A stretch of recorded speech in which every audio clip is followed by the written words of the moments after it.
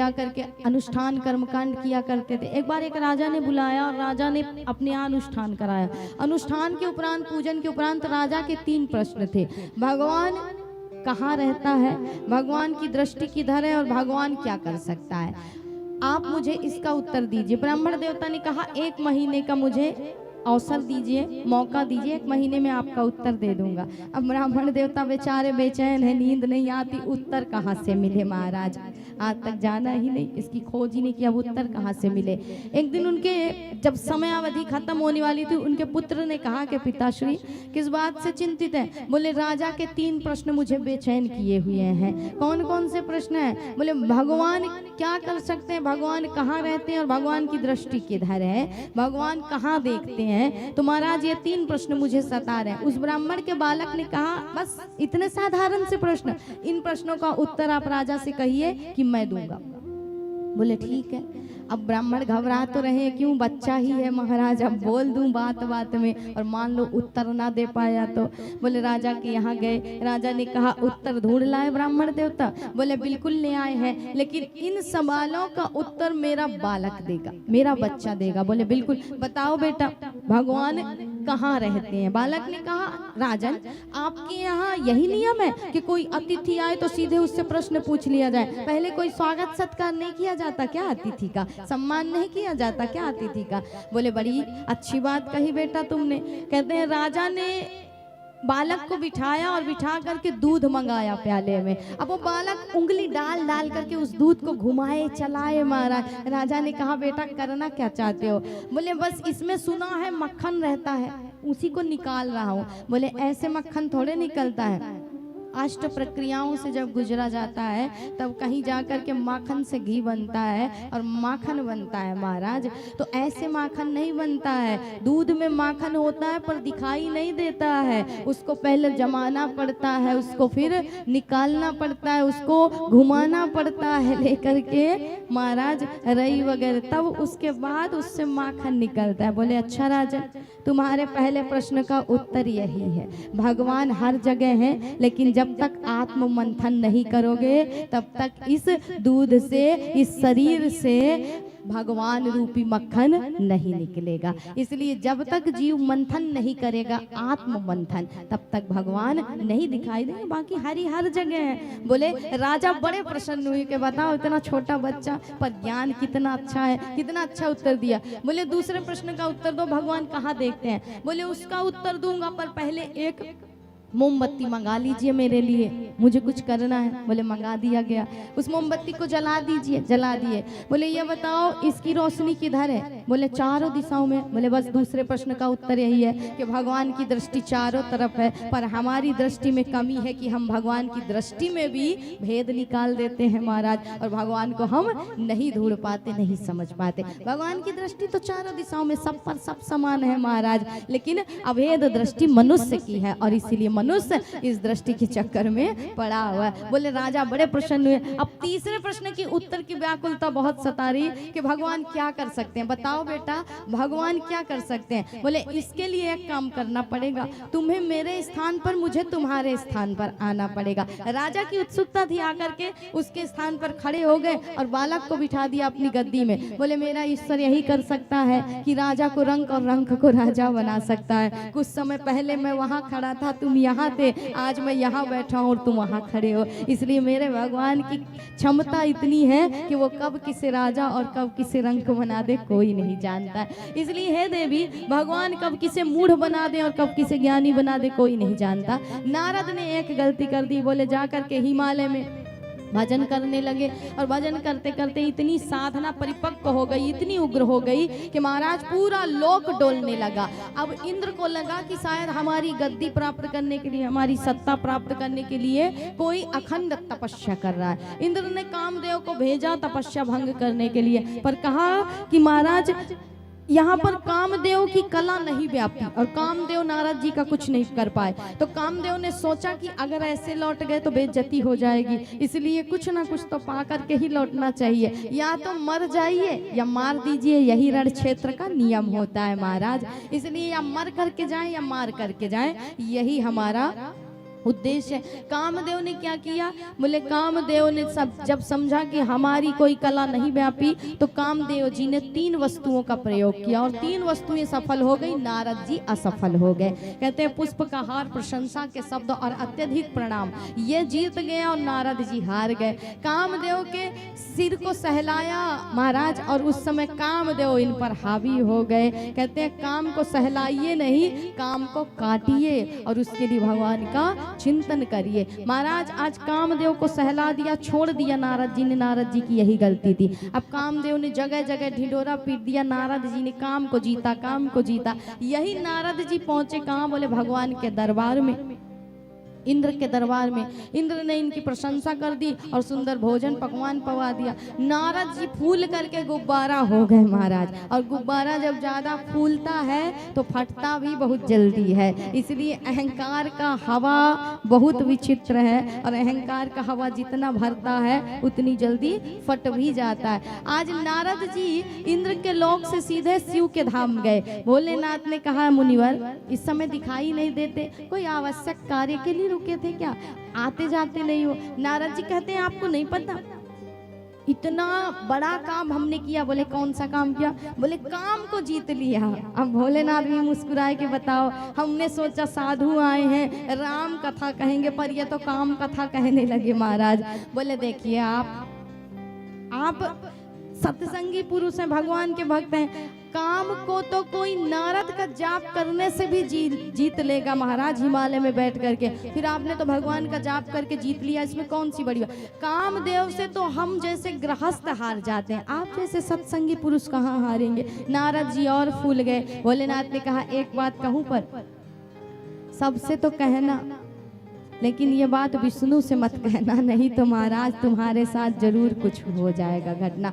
नारद जी वहां से चले और नारद जी ने सोचा कि शिव कामदेव से हार गए थे, इसलिए हमसे इनको ईर्ष्या हो गई है महाराज। अब हमसे ईर्ष्या हो गई है, इसीलिए कहते हैं कि किसी से मत कहना और विष्णु से तो बिल्कुल मत कहना। क्यों नहीं कहेंगे, जब जीता है तो कहेंगे, सबसे कहेंगे। बोले कहिए तो फिर फंसिए महाराज, ज्यादा कहोगे तो फंसोगे, इसलिए हम कहते हैं ज्यादा नहीं बोलना चाहिए, नहीं तो फंस जाओगे संसार में। अब कहते हैं महाराज नारद जी सीधे पहुंचे भगवान के धाम के, एक बार करतल वर वीना और गावत हरि गुण गान प्रभु प्रवीणा, क्षीर सिंधु गवने मुनिनाथा, जहाँ बरसश्री निवास श्रुति माता। जहाँ भगवान का निवास था, करतल वीणा लेकर के नारायण नारायण करते पहुंच गया। भगवान ने कहा मुनिवर इस समय दिखाई नहीं देते, किसी आवश्यक कार्य के लिए रुके थे क्या।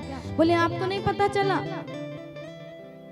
गोस्वामी जी कहते हैं कि महाराज जिस काम के लिए शिव ने मना किया था वही काम नारद जी ने कर दिया। नारद जी ने क्या किया कि काम चरित नारद सब भासे, यद्यपि प्रथम बरज शिव राखे। शिव ने मना किया, फिर भी कामदेव जी ने पूरी काम कथा कह डाली महाराज। अब भगवान समझ गए कि इनके अंदर विषय का अंकुर फूट चुका है, इसलिए इस अंकुर को काटना पड़ेगा और अभिमान को खत्म करना पड़ेगा। ये सोच करके जब मुनिवर वहां से निकले तो भगवान ने वैकुंठ भी जिसके आगे धुंधला लगे, ऐसे 400 कोस की एक नगरी का निर्माण किया। इसी के राजा का नाम दिया शील निधि राजा, और अपनी माया को 20 वर्ष की सुंदरी बना दिया विश्व मोहिनी के नाम से। कहते हैं नारद जी जैसे इस मायावी नगरी में प्रवेश किए, माया ने इनकी बुद्धि को और बिगाड़ दिया।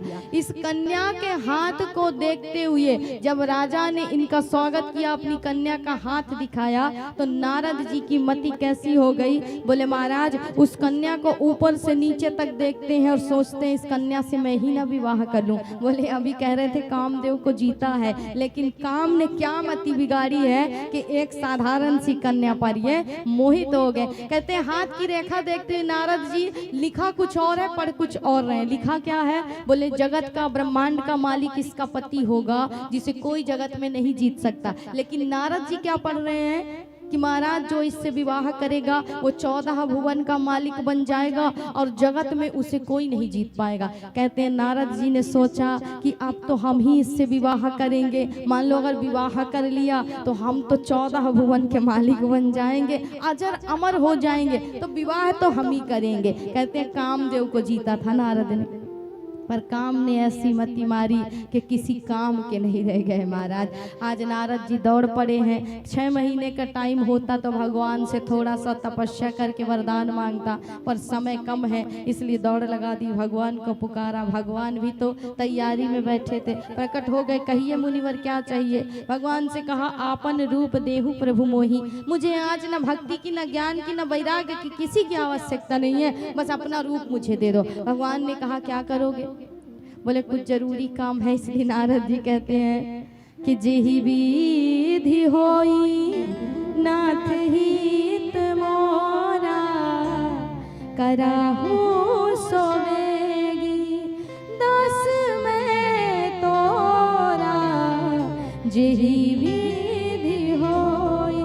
जिस विधि मेरा उद्धार हो जाए, मेरा भला हो जाए, वो काम कर दीजिए ना। भगवान कहते हैं कि सुनिए नारद जी, हम जिसमें भक्त का हित हो वो काम नहीं करते, जिसमें परम हित हो वो काम करते हैं। इसलिए करना तो पड़ेगा आपके हित की बात महाराज। बोले जाइए, तथास्तु कह दिया। नारद जी चले गए। अब नारद जी सोचते हैं कि मैं नर से नारायण बन गया, लेकिन नारद के अभिमान ने नारद को नर से वानर बना दिया महाराज। वही नारद जब सभा में शील निधि के पहुंचे, स्वयंवर में विश्व मोहिनी के, तो कहते हैं आगे की गद्दी में जा करके बैठ गए। विश्व मोहिनी को ज्यादा परिश्रम न करना पड़े और सीधे हमारे गले में माला पहना दे मारा। शिव ने 2 गणों को भेजा था नारद का चरित्र जानने के लिए। वही गण ब्राह्मण का भेष बना करके बैठे हुए थे।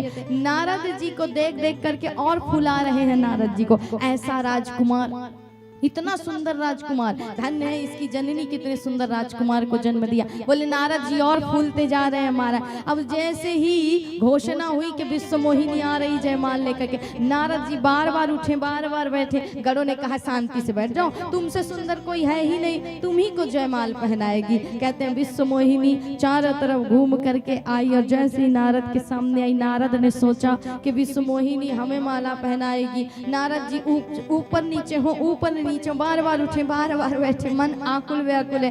कहते हैं उस समय विश्व मोहिनी ने नारद को देखा।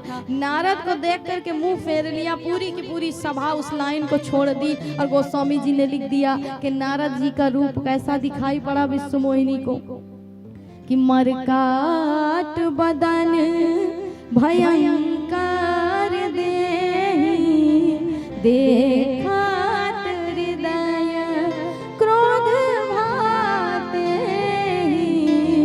मरकाट बदन। बोले नारद जी का स्वरूप विश्व मोहिनी को बानर की मुखाकृति का दिखाई दिया। विश्व मोहिनी ने अपनी सखियों से कहा, पिताजी से कहो इस बानर की मुखाकृति वाले को बाहर भेज दे, ये बार बार ऊपर नीचे कर रहा है, अगर ये इस सभा में रहा तो मैं सभा को छोड़ करके चली जाऊंगी। कहते हैं महाराज भगवान किनारे बैठे हुए थे एक कोने में, वहीं पर विश्व मोहिनी चारों तरफ घूम करके गई, भगवान को जयमाल पहना दी। अब दुल्हन जिसकी है वही ले जाएगा, इसलिए गोस्वामी जी ने कहा कि दुल्हीन ले गए लाछी निवासा, नब समाज सब भयाऊ निराशा। अरे दुल्हीन जिसकी दुल्हन थी वो तो लेकर के चला गया, जितना नप समाज था सब उदास हो गए। गणों ने नारद जी के मुख को देखा तो हंसते हुए कहा कि अगर घर में दर्पण न हो तो बाहर जाकर के सरोवर में मुख देख लेना। बानर जैसे मुख वाले को कोई कन्या अपना पति बनाएगी? इसलिए महाराज धिक्कार है तुम्हारे ऊपर। नारद जी को बड़ा क्रोध आया। नारद ने कहा तुमने एक संत का अपमान किया, इसलिए मैं तुम्हें श्राप देता हूँ, तुम दोनों राक्षस बन जाओगे और मृत्युलोक में जाकर के तुम्हें भोग भोगना पड़ेगा। नारद जी क्रोध में लाल पीले हो रहे हैं। जब सरोवर में मुख जाकर के देखा तो बानर का मुख दिखाई दिया। नारद इतने क्रोधित है, आज विष्णु मिल जाए इसको नहीं छोड़ूंगा। नारद जी सीधे विष्णु की खोज में जा रहे हैं। कहाँ मिलेगा, कैसे मिलेगा, दिखाई नहीं पड़ रहा कुछ। अभी तक बहुत प्रशंसा की, आज बताता हूँ इस विष्णु को। नारद जी जा रहे हैं हमारा। भगवान ने सोचा भक्त व्याकुल है तो हमें भी चलना चाहिए ना। भगवान प्रकट हो गए, रथ में सवार होकर के, एक तरफ रमा है दूसरी तरफ राजकुमारी है। मानो भगवान कैसे हैं पता है? बोले जला हो और उसमें नमक छिड़क देते हैं, थोड़ा सा बड़ा आनंद लेते हैं कन्हैया। जो विष्णु है बड़ा आनंद लेते हैं। बोले अगर आपको कट गया हो ना, जल गया हो तो उसमें थोड़ा सा नमक छिड़कते हैं। अब नारद जी की तो यहाँ आग लगी पड़ी है। नारद जी को क्रोध है महाराज, और भगवान उसमें क्या कर, बोले घी डालने का काम कर रहे हैं। उसी राजकुमारी को लेकर के प्रकट हो गए। कहिए मुनिवर कहीं जाना है? नारद जी ने घोड़े की लगाम पकड़ ली और कहा आज नहीं छोड़ूंगा तुझे, तू हमेशा का छलिया और छल किया है तूने। समुद्र मंथन से विष निकला, शिव को पिला दिया, अमृत देवताओं को पिला दिया, दैत्यों के साथ तूने छल किया। तूने किसको नहीं छला? सबको छला है। लक्ष्मी कहती है प्रभु गाली दे रहा। बोले देने दे, रोज स्तुति सुन करके हम भी परेशान हो जाते हैं, कभी कभी भक्त की गाली भी हमें अच्छी लगती है, इसलिए देने दो, हमारी बात है। बोले नारद जी ने सापा सापी करते हुए महाराज इतना क्रोध को बढ़ाया और श्राप दे दिया कि आपने मुझे बानर बनाया, एक सामान्य शरीर दिया, इसलिए मैं आपको श्राप देता हूँ कि महाराज त्रेता युग में धरती में आपको राम का अवतार लेना पड़ेगा। बानर के अलावा कोई आपकी सहायता नहीं करेगा। और उस समय स्त्री का वियोग क्या होता है आपको पता चलेगा, जब राक्षस आपकी पत्नी का हरण करेगा। कहते हैं भगवान ने कहा तथास्तु, और जैसे ही तथास्तु कहा तो कहते हैं नहीं तह रमा न राजकुमारी, न अब वहाँ रमा है न राजकुमारी है, सिर्फ भक्त और भगवान खड़े हैं। अब नारद के सामने से माया का पर्दा हट गया और नारद कहते हैं कि तब मुनियति सभी तिहारी चढ़ना, तब मुनियति सभी तिहारी चढ़ना, गहे पाही प्रण तारति हरना, गहे पाही प्रण तारति हरना, मृषा